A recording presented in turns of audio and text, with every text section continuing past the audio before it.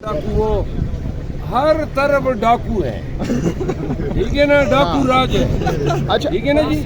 और ये कच्चे के डाकू तो बेचारे वैसे बदनाम हो गए, दो बंदे जो हैं वो अगवा करके बता ले लेते हैं। यहाँ पे तो जो डाके पड़ रहे हैं, एक सेनेटर 70 करोड़ में बना है, तो लिहाजा वो डाके बड़े हैं या ये इनके 50। अच्छा बुशरा बीबी आकर इमरान खान आप अक्सर मुश्किल वक्त में आप आवाम को दिलासा भी देते रहे हैं। जैसे आपने ईद से पहले कहा कि छोटी ईद की मिठाई कौन सा बाहर दिखाएंगे, फिर आपने कहा बड़ी ईद पे वो बकरा भी ज़िबा करेंगे। अभी किन अल्फाज में ये बकरा वाली बात आपने खुद शामिल की।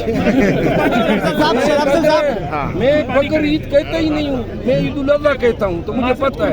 कच्चे और पक्के के डाकू से कोई मुफाहमत चल रही है सर?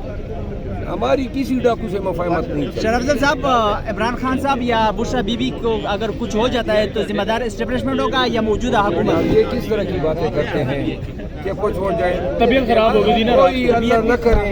हम ऑलरेडी शकूक व शुबात के शिकार हैं, हम क्यों अपने वर्कर्स को मजीद शकूक व शुबात का उनको ये करें। हम अपने वर्कर्स ऑलरेडी बेचारे पिसे हुए हैं, डरे हुए हैं, सहमे हुए हैं, बहुत सारे निकल गए, खड़े हो गए। अब इस वक्त में मैं उनको मजीद डराऊं?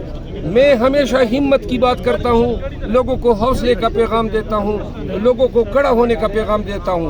बुरे से बुरे हालात क्यों न हो, चाहे आसमान से खून की बारिशें क्यों न हो जाए, हम खान के साथ खड़े हैं। पक्के के डाकू कौन है, वजाहत उम्मीद, हिम्मत करेंगे? और हौसले की बात करेंगे। सर पक्के के डाकू कौन है, वजाहत करेंगे? हाँ जी, पक्के के डाकू कौन है, वजाहत करेंगे सर? पक्के के डाकू आज नहीं आए थे ये बात।